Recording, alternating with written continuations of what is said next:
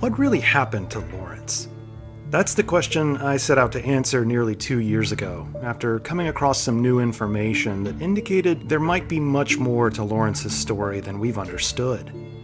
In the previous 2 episodes of this limited series, we've seen that some of the most popular interpretations of Laurence's actions and timeline might be inaccurate, having been informed by an incomplete record of evidence. In this episode, we'll focus on Laurence's unusual post-mortem path, expanding upon one of the main conclusions from this series, that Laurence didn't establish the healing church. Instead, as we'll see today, Laurence was somewhat of an unwilling participant in the establishment of the church, an institution born by blood and one monstrous miracle.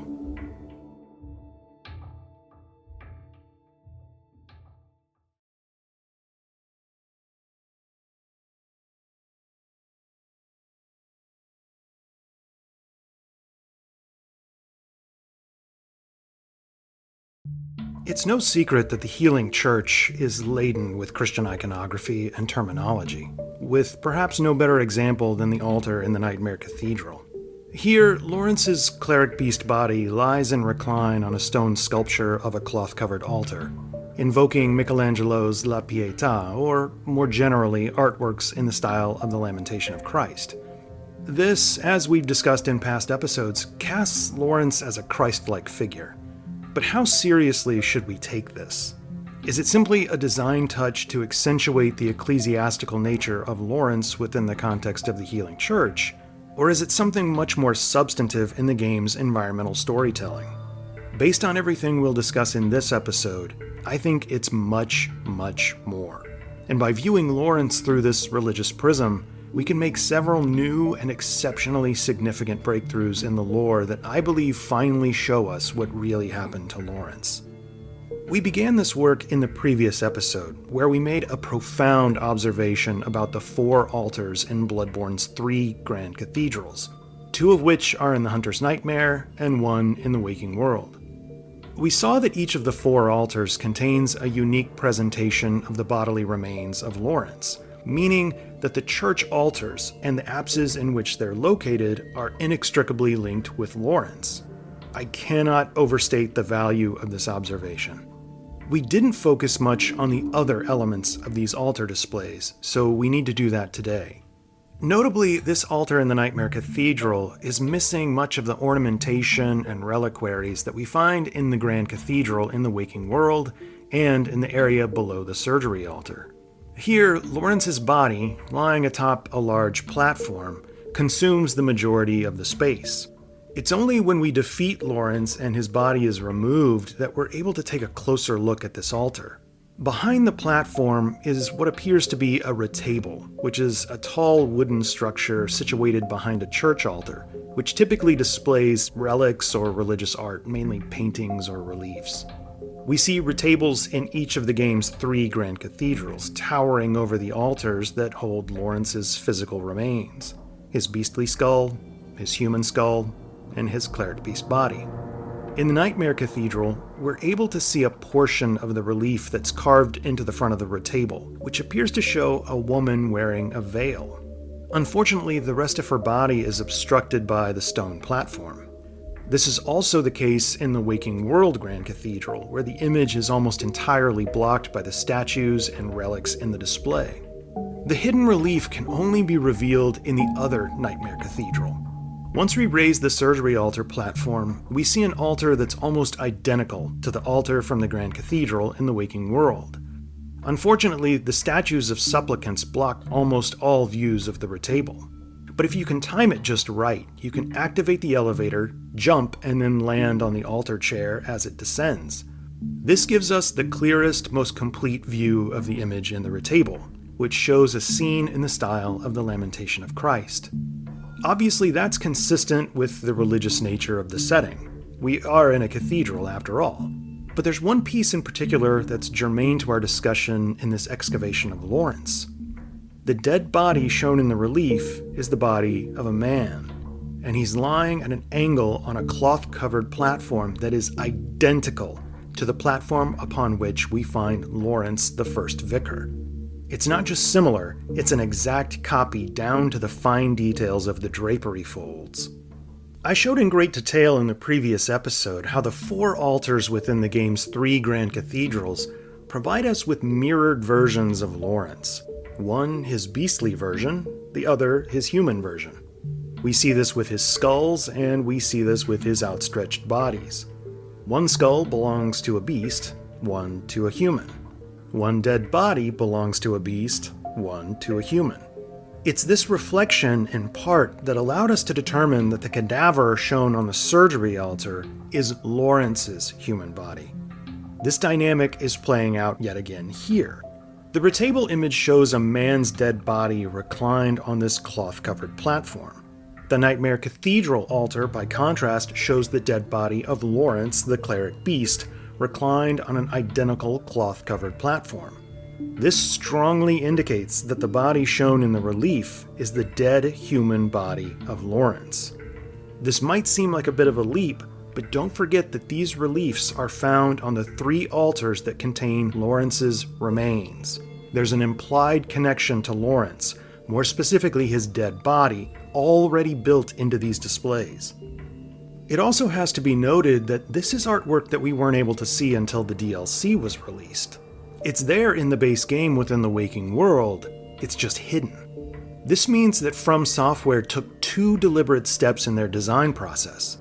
One, they designed the area below the surgery altar in such a way as to reveal the entire relief of the Retable, which we're unable to see anywhere else in the game. Second, they designed the platform or altar holding the cleric beast body of Laurence to be the exact same as the platform shown in the relief on the Retable. This asset predates this asset. They duplicated this design when creating the platform in the Nightmare Cathedral so that it would allow us to connect Laurence's cleric beast body to this human body in the relief. We're supposed to connect these corpses. But much more importantly, thanks to this connection, we're supposed to realize that Laurence died as a man, not a beast. This discovery allows us to start putting together what I believe is the most complete and, to the best of my knowledge, untold timeline relating to Laurence's life and death.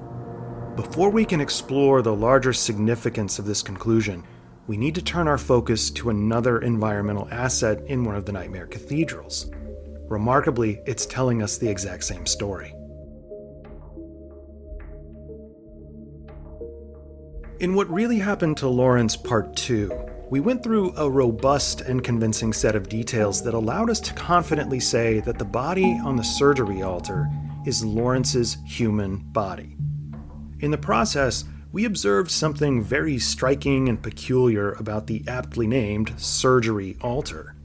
The area is absolutely flooded with bright light, as if it's a surgical table being illuminated for a procedure or dissection. But that's not the only asset within this building to which this applies. On the other end of the cathedral, we see an effigy tomb showing a dead man's body wrapped in a death shroud or burial shroud, which is also brightly illuminated. The lighting is a prominent and distinctive link between the shrouded corpse and the cadaver on the surgery altar. That's one reason I believe we're being shown Laurence's dead body at 2 points in time. We see his shrouded human corpse at the time of his burial. His nose still has its normal shape. His body contains its outer flesh. This is the corpse of a recently deceased man. By contrast, the body on the surgery altar has had its flesh and cranium removed by 3 men wearing surgical long gloves. This is Laurence's dissected dead body. It's even possible that the long rippled sheets lining the table aren't surgical sheets at all, but in fact are the unfurled burial shroud we see wrapping Laurence's dead body, as if to symbolize that the body was taken directly from the grave to the dissection table. We can't say that for certain, but it's an interesting idea. On a slightly whimsical note, I asked in the previous video if you knew where else this asset could be found. Where else is this shrouded corpse located in the game? I asked that question for a very specific reason, because we have to keep something very important in mind. This isn't the original asset. It's a copy. In fact, it's one of several copies. and this copy appears in the DLC. But it's the original asset, the one that was part of the base game, that matters most. Quite a few people knew that this asset could also be found in Cathedral Ward, hiding a subterranean staircase. It's essentially the gateway from Cathedral Ward to Old Yharnam, which has some major lore significance of its own. But very few people mentioned the other appearances of this asset. It's found in a similar passageway in the Hunter's Nightmare, which doesn't seem to have any real significance. But far, far more importantly, it's found in the Church of the Good Chalice, in the oldest and deepest reaches of Yharnam. This is the original asset, and it's here that we're able to continue unraveling the mysteries of Laurence. If we know that this is Laurence, and therefore this is Laurence, then we have to conclude that this, the original asset, is Laurence. This isn't just wild speculation, I promise. Let's look at the evidence. In a pair of videos about the religions of Yharnam, which I've linked in the description, Tarnished Archaeologist focuses on the scene we observe in the statuary of the Church of the Good Chalice. As they rightly acknowledge, this is a graveside scene. We see a man's body wrapped in a burial shroud with 3 women mourning his death. Behind them is a gravestone. Tarnished Archaeologist primarily dedicates the investigation of this area to the central female figure, who they refer to as the Madonna. At least for this episode, I'm not incredibly concerned with the women in this scene, although we'll address them briefly. I'm much more concerned with the dead man. As many players and lore hunters have observed, below the statuary we can see a sort of narrative relief showing that the death of this man was significant, as evidenced by the large crowd gathered to honor his passing. That's definitely noteworthy, indicating he was a highly revered figure. But we can't overlook the location of this display. By that, I don't mean just Old Yharnam, which is definitely very, very relevant. I mean its placement within the church building itself. Think back to the previous episode. What did we observe? Within the apses of the game's 3 grand cathedrals, we found 4 unique iterations of the bodily remains of Laurence on 4 unique altars. And what do we see here? Within the Church of the Good Chalice, yet another place of worship, we have an altar situated in the apse of a church. And what do we find there? Yet another depiction of the bodily remains of Laurence. This marks our 5th example of Laurence's remains displayed within the apse of a church. We've already seen Laurence characterized elsewhere as a Christ-like figure, and as I asked before, should we interpret this comparison casually, or is it much more meaningful? Here's where we begin to see the linkage of Laurence with Christ take another major step forward. Because this is Laurence, who is depicted as a Christ-like persona elsewhere, it helps us explain why we observe 3 female figures in this burial scene. They're mirroring the story of Christ's burial. In the New Testament book of John, chapters 15 and 16, the Gospel writes that 3 women were present for Jesus' crucifixion and his resurrection. Somewhat similarly, the Gospel Luke writes that Joseph of Arimathea took Jesus' body down from the cross, wrapped it in a linen shroud, and laid him in a tomb cut in stone, where no one had ever yet been laid. The women who had come with him from Galilee followed and saw the tomb and how his body was laid.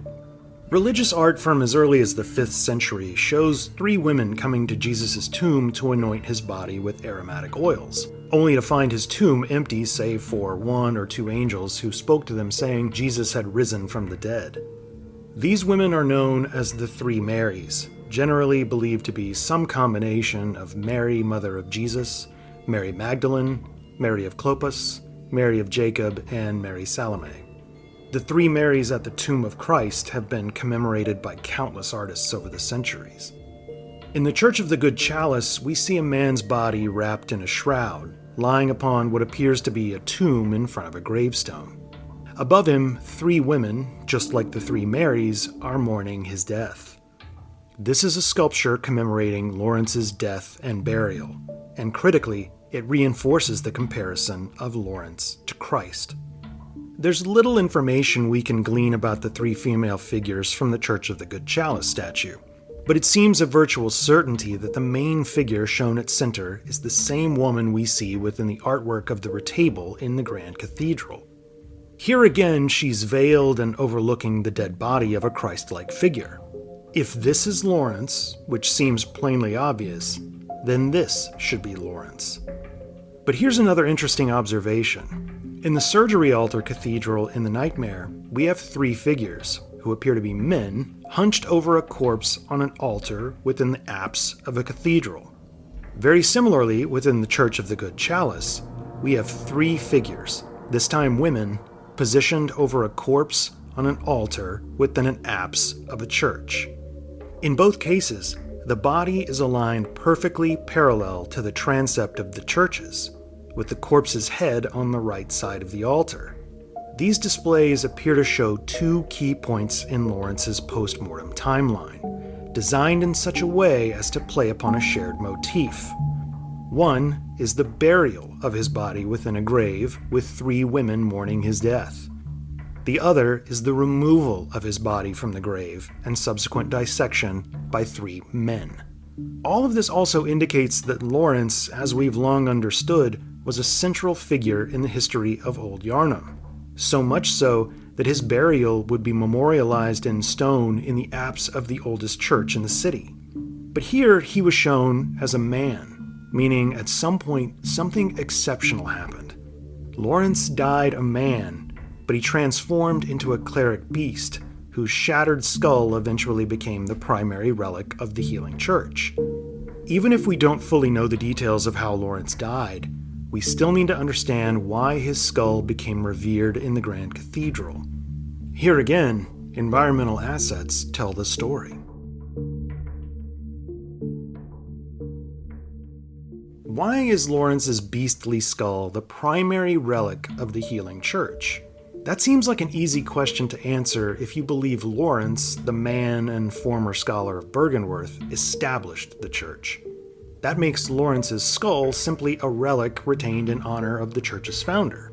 But there's good reason to believe it's something much different. I've argued over the last couple of years that Laurence didn't establish the healing church, and in fact was already dead by the time the church was founded. The most common rebuttal to that claim is his boss title, Laurence the First Vicar. Critics of this claim have said, doesn't that title confirm that he was a founding member, or at least an early leader of the healing church? I get that argument, and it makes sense on a basic level, but the answer is no. And I don't say that with any malice or derision, because for years I believed the same thing. It took a lot to change my mind, but the evidence is just too overwhelming to ignore. The main argument that Laurence the man didn't establish the healing church comes from Bloodborne game director Hidetaka Miyazaki, who said in a 2016 interview with Future Press that Laurence's skull was the start of the healing church itself. It seems hard to square this idea given the title of the boss, Laurence the First Vicar. How could Laurence be the first vicar of the church if his skull represented the start of the church itself? Several key environmental assets seem to help us navigate this question. There's no shortage of imagery comparing the healing church with the Roman Catholic Church, and there's no shortage of imagery linking Laurence with Christ. From his burial scene to the Retable artwork that links his dead human body to his dead beastly body, Laurence is portrayed again and again as Jesus Christ. And although official Catholic doctrine states that Jesus established the Catholic Church, Jesus as a living man took no direct actions to create the Catholic Church as an institution within Rome. Instead, the key figure in the creation of the Roman Catholic Church was his disciple, Simon Peter, or Saint Peter. I noted earlier that it's impossible to get a clear view of the Retable in the Waking World Grand Cathedral because it's obstructed by other relics. We have a golden coffin, which is likely an ossuary of some sort, but above it, we have a monumental throne, and this throne shapes much of how we should view Laurence's role within the healing church. This asset undoubtedly was modeled upon the chair of St. Peter, a grand sculpture completed by Italian artist Gian Lorenzo Bernini in 1666. Just like Bloodborne's throne is situated in the apse of Yharnam's Grand Cathedral, Bernini's masterwork resides in the apse of St. Peter's Basilica in the Vatican, the seat of the Roman Catholic Church. That's because St. Peter is considered the first bishop of Rome, and thus the first in an unbroken line of Catholic leaders, later popes, that traces nearly 2,000 years. His namesake throne represents the seat of papal authority in Rome. Although it's disputed whether St. Peter ever actually traveled to Rome, it's a belief central to Catholic orthodoxy that this disciple of Jesus came to the heart of the Roman Empire, where he established what would become the world's most powerful religious order. This belief stems in part from the words of Jesus as told in the Gospel of Matthew. Jesus says to Simon Peter, "Thou art Peter, and upon this rock," meaning Peter, "I will build my church." The chair of St. Peter, therefore, doesn't just represent papal authority. It represents the foundation of the Catholic Church itself. It's a grand symbol of the establishment of the Church.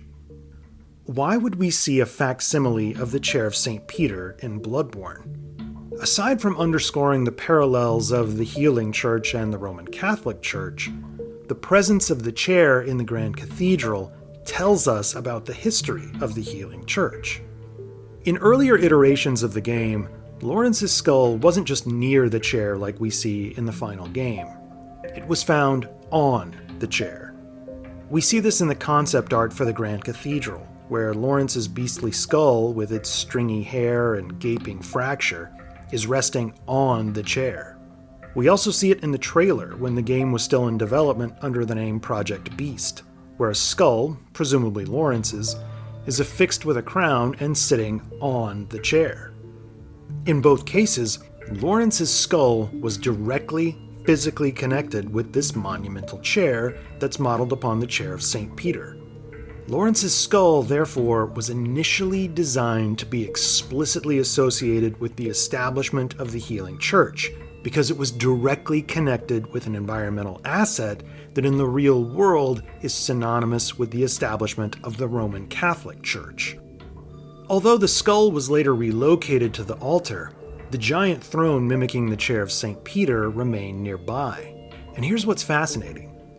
Although we have 4 different altar displays within the apses of Bloodborne's 3 grand cathedrals, the 2 displays that contain this monumental chair have a shared feature. These displays contain the skulls of Laurence. They don't contain his whole body, just his skulls, because his skull is linked with this chair, which was modeled upon the chair of St. Peter. Laurence's skull, just like Peter, was the rock upon which the church was founded. It's just like Miyazaki said, Laurence's skull served as the start of the Healing Church itself. Laurence the man, during his life and the time immediately following his death, is treated as Bloodborne's Christ, which we'll examine in greater depth later on. But his beastly skull is Bloodborne's St. Peter. It was the rock upon which the Healing Church was founded. That's what Miyazaki means. This still begs the question, why was Laurence's skull considered the foundational piece of the church? We can come back to that question later once we reveal more of Laurence's history.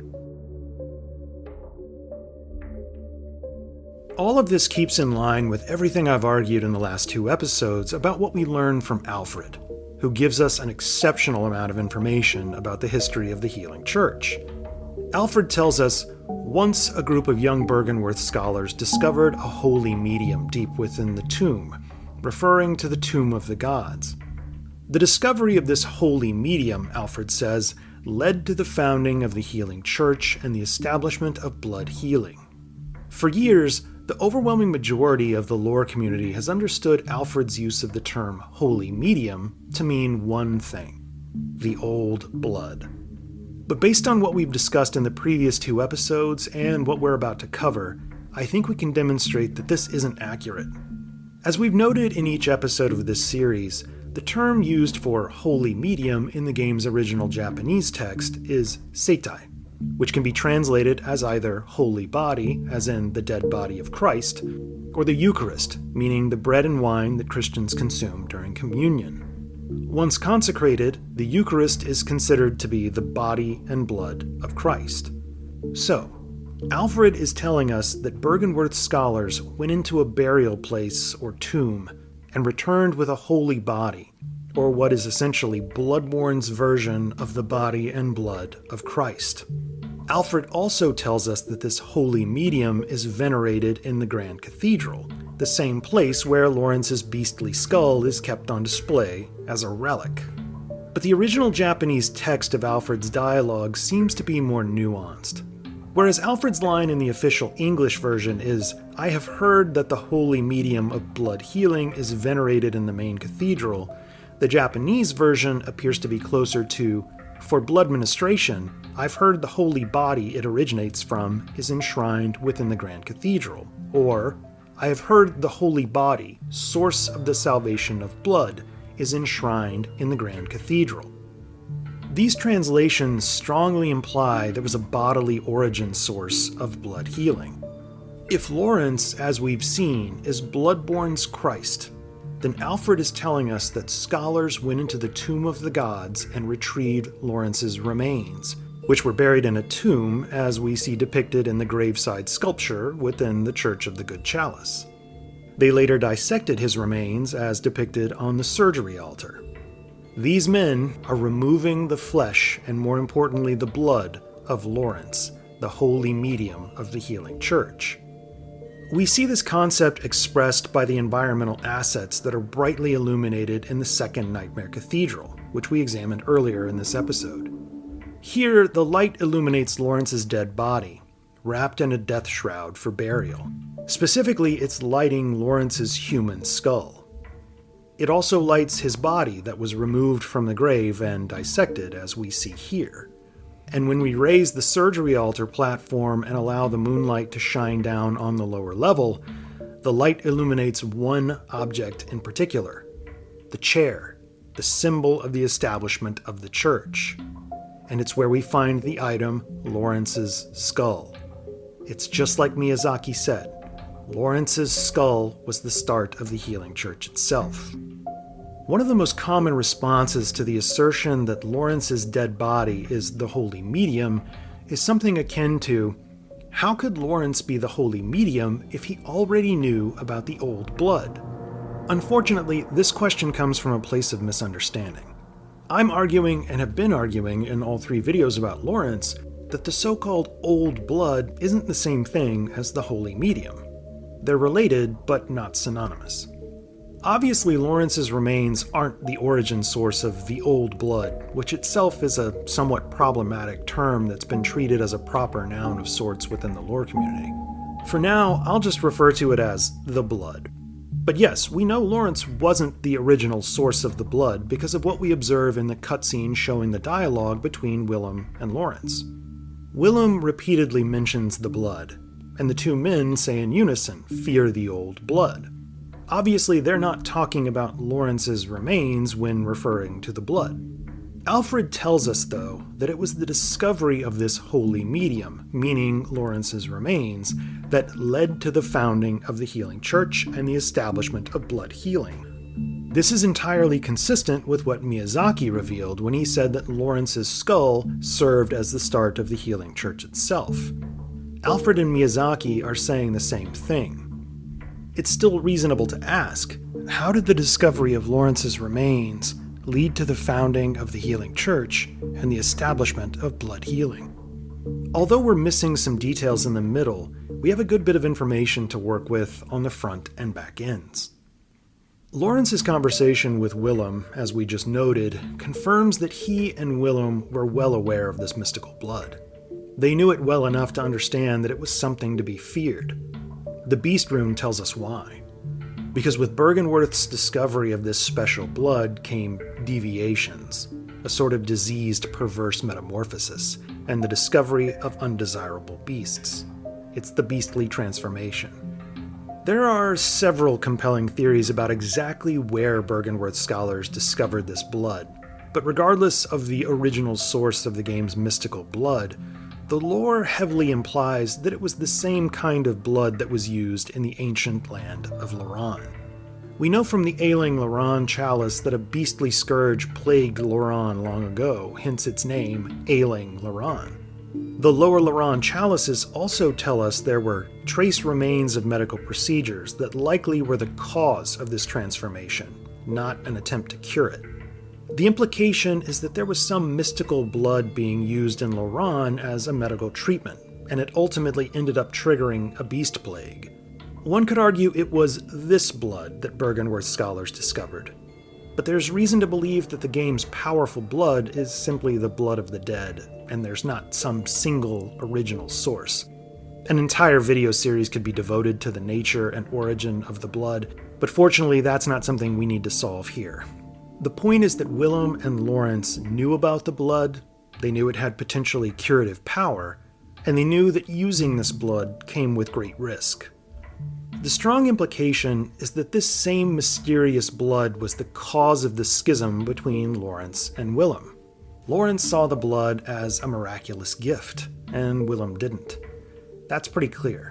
As the Rune Workshop tool tells us, Provost Willem would have been proud of Carol's runes, as they do not rely upon blood in any measure. It's inferred that Laurence saw great potential in the blood, just like the ancient scholars of Laurent, who used it as a medical treatment. But Laurence's desire to use the blood conflicted so strongly with his headmaster's ideals that Willem would view Laurence's departure from Byrgenwerth as an act of betrayal. Although we don't see references to Laurence throughout Old Yharnam, the fact that there's a picturesque monument to his burial found in the oldest church in the city indicates that after Laurence left Byrgenwerth, this is where he came. What happened next is incredibly hard to say, and any assertion about Laurence's specific actions are guesswork to some degree, but I think we have enough to go on. We know that a plague of beasts eventually consumed Old Yharnam. That's obvious. But because everyone in the sculpture in the Church of the Good Chalice is a human, it suggests the plague in Old Yharnam didn't occur immediately. It likely occurred after Laurence died. At the same time, this sculpture seems to be telling us that Laurence, Bloodborne's Christ, was viewed as a savior in Old Yharnam. Why? It's because Laurence came here, to Old Yharnam, for a very specific reason, and did something that the residents of the old city would have considered worthy of deep reverence. The history lies in the antidote item description. Old Yharnam was being ravaged by a mysterious sickness. It was the ashen blood. The people of the old city used these medicinal tablets, but they only provided short-term relief for a disease that no one had been able to cure. That is, until Laurence. This scholar from Byrgenwerth came to the city touting a substance that he and his fellow scholars had discovered in the Tomb of the Gods. It had been used as a medical treatment long ago, and perhaps it could be the cure for the ashen blood sickness that was plaguing Old Yharnam. Laurence and his former master, Willem, knew that this blood was to be feared, but what better opportunity to employ the blood than during a sweeping outbreak of disease? Laurence distributed the blood to those afflicted with the ashen blood sickness, and it worked. The people were cured.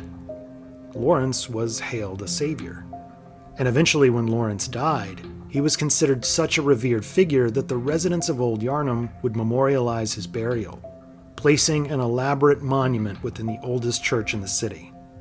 Large crowds gathered to pay their respects to Laurence after he died. But as we well know, use of the old blood as a medical treatment is a precursor to a plague of beasts. That's exactly what happened in Ailing Laurent, and it's exactly what would happen again in Old Yharnam.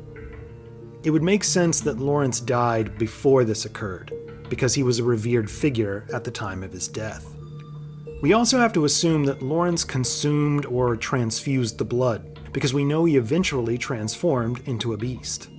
It's this detail that helps support the idea that the beast plague in Old Yharnam didn't occur immediately. It took time, because we know Laurence died a man, as the Retable and effigy tomb show. His transformation must have occurred later. So how did we end up with Laurence's beastly skull in the Waking World Grand Cathedral? As far as I can tell, there's only one explanation that makes sense, but this explanation only makes sense if we understand a specific feature of the game's mystical blood. There's a surprising amount of information we can obtain about Laurence and the healing blood in the early game. It's just not easy at first to realize that the sources of this information are talking about the same thing. They seem to converge on the Church of the Good Chalice. It's Gehrman who tells us to come here. Seek a holy chalice, he says, as every hunter before you has. This quest takes us to Old Yharnam, where we eventually have to defeat the blood-starved beast to obtain this chalice, which we learn is the Holy Chalice. This is the first chalice we can obtain in the game, and its placement here is notable. We find it in the aptly named Church of the Good Chalice, indicating that the church itself was named in honor of this cup. That would explain why Gehrman told us that this chalice is worshipped in the Valley Hamlet. The Holy Chalice appears to be the central relic behind the religion of Old Yharnam. It's significant then that the altar within this church, a church dedicated to this Holy Chalice, is a depiction of the burial of Laurence. These features signal that Laurence and the Holy Chalice are closely related. Why is that so?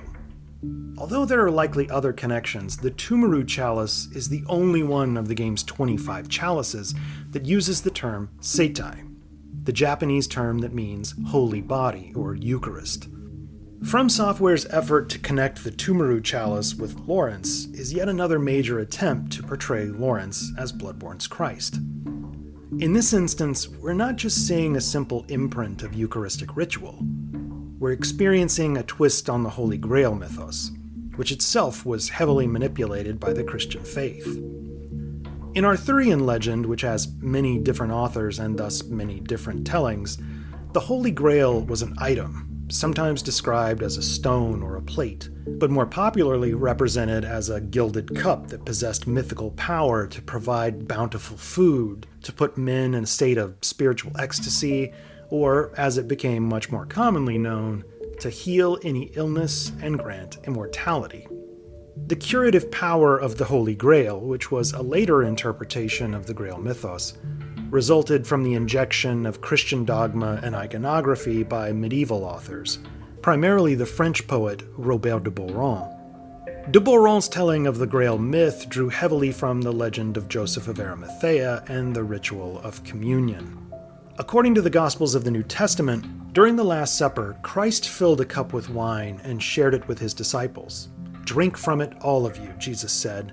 "This is my blood of the covenant, which is poured out for many for the forgiveness of sins." This was the origin of the communion practice and the symbolizing of the ceremonial wine as the blood of Christ. In the Grail story of Robert de Boron, Joseph of Arimathea took the cup of the Last Supper and used it to collect the final drops of blood from Christ as he hung on the cross. The cup containing Christ's blood became known as the Holy Grail.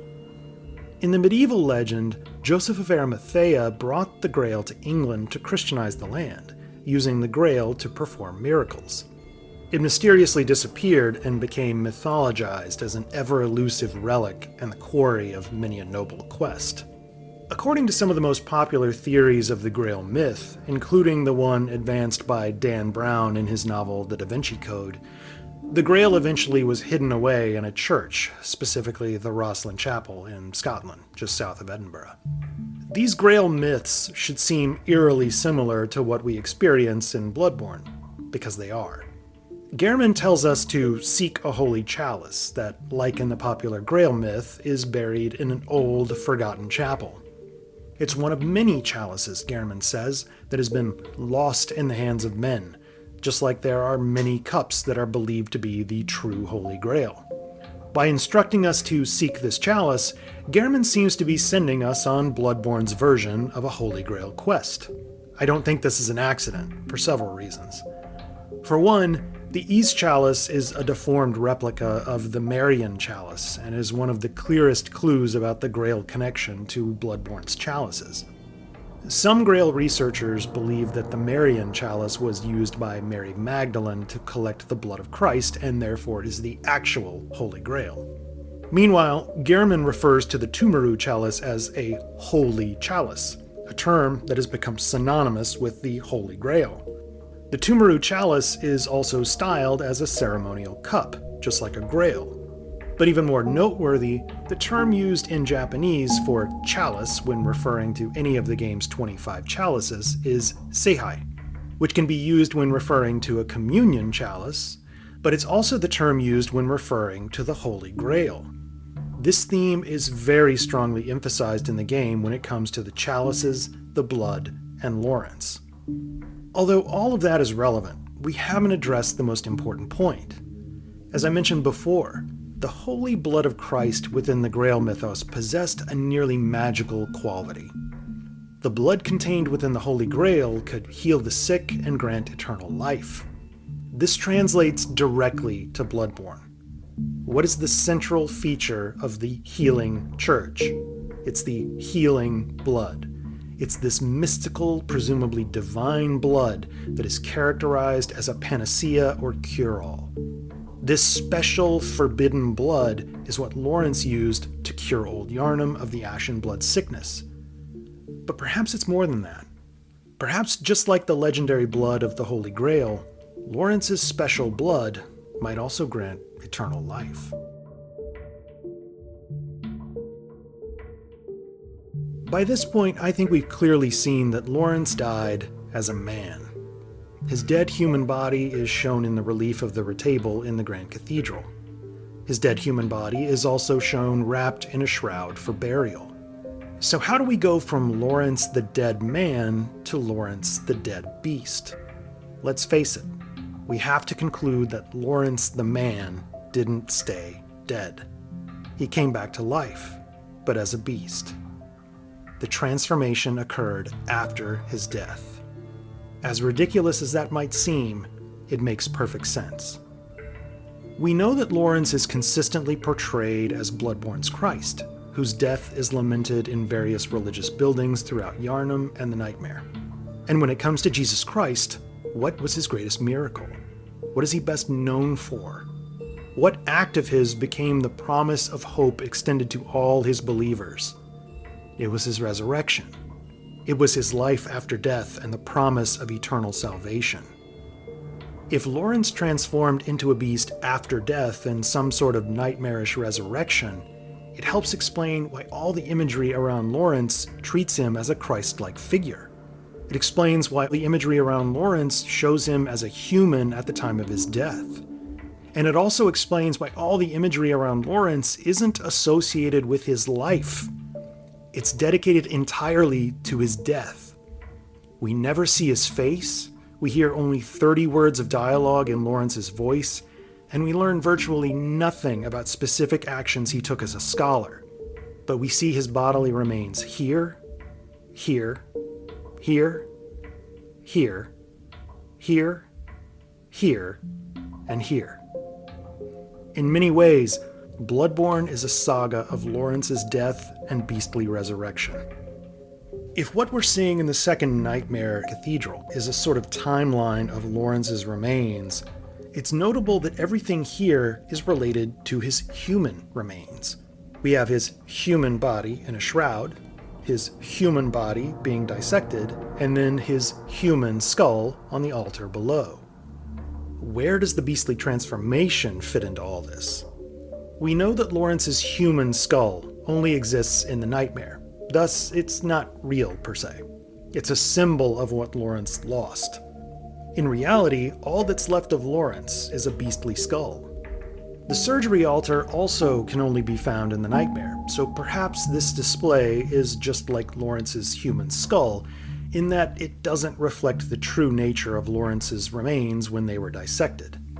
But the effigy tomb showing Laurence's body in a shroud can be found in multiple places in the waking world, most importantly in the Church of the Good Chalice. It exists in Bloodborne's version of the real world. What does this mean?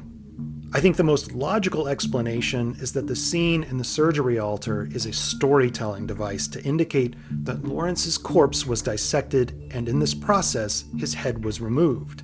But his corpse wasn't a human corpse within the waking world. It was a beast corpse, hence why we see his beastly skull in the Grand Cathedral. As Alfred tells us, a group of young Byrgenwerth scholars went into the Tomb of the Gods where they discovered a holy body. It was the body of Laurence, the Christ-like savior of old Yharnam. But he was no longer a man. He had transformed into a horrible cleric beast. The scholars would have been shocked by this turn of events. Laurence's transformation was an abomination, but also a ghoulish miracle. He had achieved a sort of horrific immortality. This creature was something never seen before. Laurence was the first cleric beast, after all. Although we never observe Laurence's resurrection directly during gameplay, I think we might be receiving a glimpse of it elsewhere. It's in the game's opening cinematic. I mentioned in the first episode of this Laurence miniseries that the cinematic appears to show a hunter walking through the Tomb of the Gods. He's moving through dark corridors and compact archways like we see in the Labyrinth. Importantly, there are massive tree roots growing through the stonework, just like those we see everywhere throughout the Tomb of the Gods. Alfred tells us it was within the Tomb of the Gods that the Holy Medium, meaning Laurence's dead body, was discovered. Near the end of the cinematic, we see Laurence's beastly skull, symbolically imbued with a drop of holy blood from an unknown divine source, indicating that the blood was the cause of his beastly transformation. And as the hunter reaches out to touch the skull, behind him a hulking cleric beast emerges from the shadows, as if to symbolize the resurrection of Laurence. His skull tells us that Laurence was dead, but the emergence of the beast symbolizes his return to life through the power of the mystical blood. These aren't real events in the cinematic. This is pure symbolism. It also turns out that the rumor we learned from Gilbert, a fellow outsider, was true. Gilbert gives us 2 bits of information about the church. Deep within Cathedral Ward, he said, is the old Grand Cathedral, the birthplace of the healing church's healing blood, or so they say. He follows up even more bluntly, saying, "Across the valley to the east of Yarnham, you'll find the Cathedral Ward. Deep within lies the old main cathedral, said to be the source of blood. It's within the cathedral we find the skull of Laurence, the source of blood. The scholars who discovered Laurence's beastly body dissected it and drained it of blood. The skull remains on the altar in reverence to Laurence, the source of the healing blood. It's a symbol of the divine power of the blood to grant life after death, consistent with the Arthurian legend and the power of Christ's blood contained within the Holy Grail to heal any illness and grant everlasting life. Laurence's skull is in the Grand Cathedral adjacent to the monumental chair, inspired by the chair of St. Peter, because upon Laurence's beastly skull, the healing church was founded. This is the Holy Medium. We can't say for certain whether Laurence's use of the so-called old blood significantly modified his own blood, or if he essentially replaced his own blood with the mystical blood he found in the Tomb of the Gods. We, the player character, receive a transfusion in the introduction of the game, so perhaps Laurence did something similar with this mystical blood, and eventually it triggered his transformation after death. Regardless, I think it's fair to say that Laurence, more than anything, was a carrier of special blood and not a divine being of sorts, though he might have aspired to be. Although he wasn't the original source of the game's mystical blood, or the old blood if you prefer, he nevertheless served as the source of the blood used by the healing church, who perceived him as a superior being because of this dramatic transformation and his return to life. This is why Laurence's remains appear on 5 different altars in the game. According to the canon of Catholic law, the altar serves as the table from which the Eucharist is offered during Mass. Upon the altar sits the bread and wine that are the body and blood of Christ.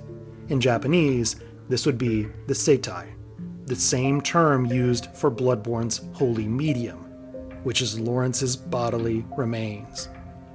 Even after all we've discussed, the question lingers. Who discovered Laurence's body, dissected it, and used his blood to establish the healing church and its practice of blood healing? By now, we should already know the answer, and this answer helps us tap into one of the most popular theories in the lore community. .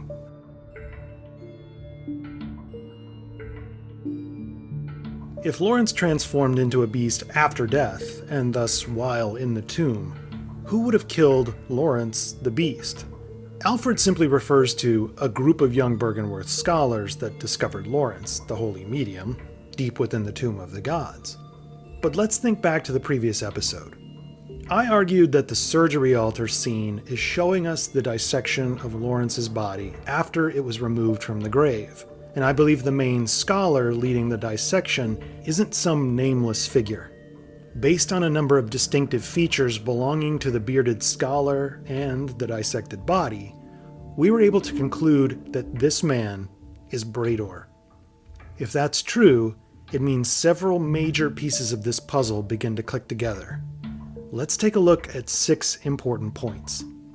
First, if Brador was part of the group that discovered Laurence's body in the tomb, it means that he was actually a Byrgenwerth scholar.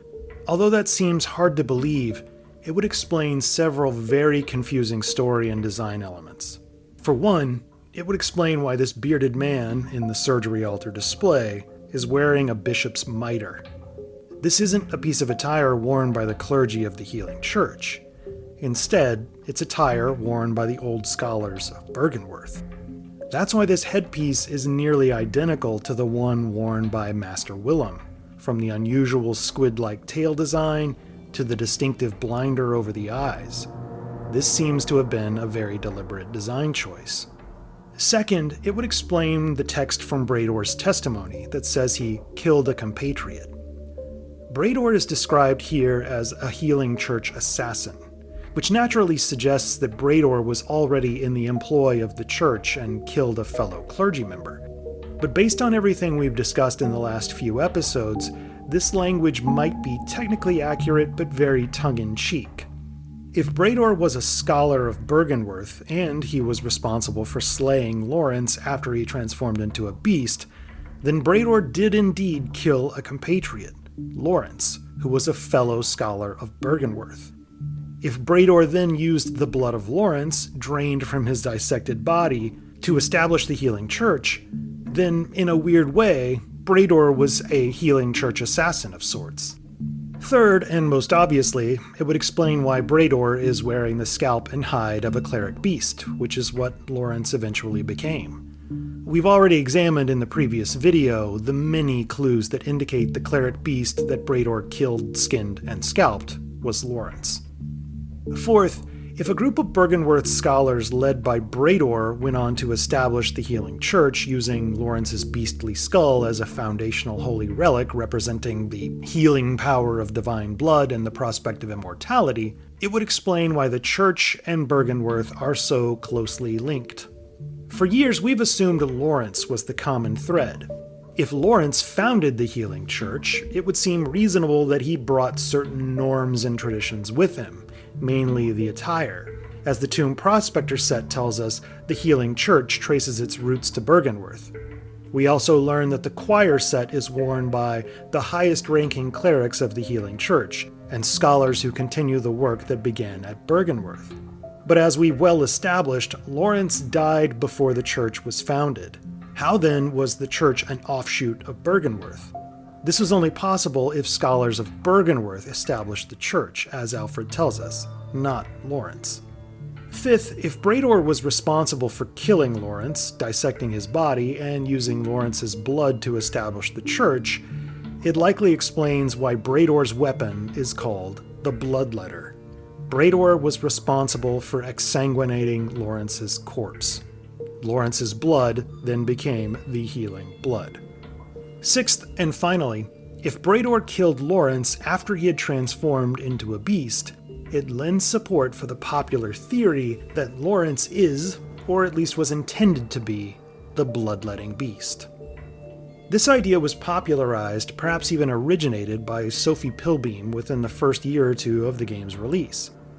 Sophie, who is part of the Sinclair Lore podcast, more recently summarized this theory in a 2023 video about Laurence, which I've linked in the description.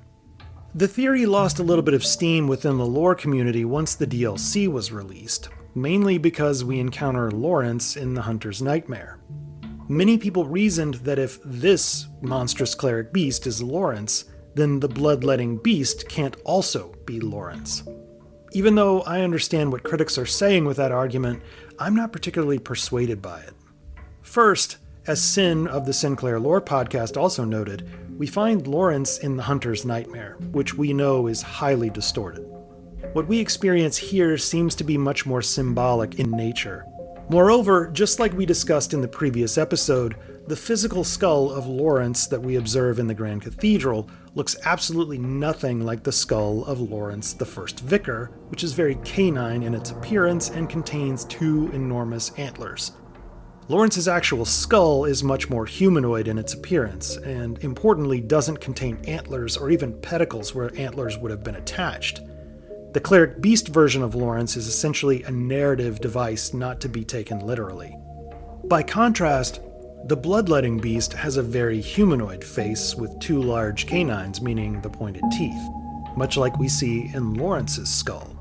The bloodletting beast's head contains a massive gash, which is similar but not identical to the giant gash in Laurence's skull. One other thing of note, which I brought up in the previous video, Laurence's skull contains long, straight hair, something not found on his cleric beast version.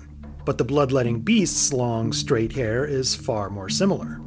Although Laurence's appearance in the DLC undermined the bloodletting beast theory in the eyes of many lore enthusiasts, there was another component of the DLC that simultaneously helped fan the flames of the theory.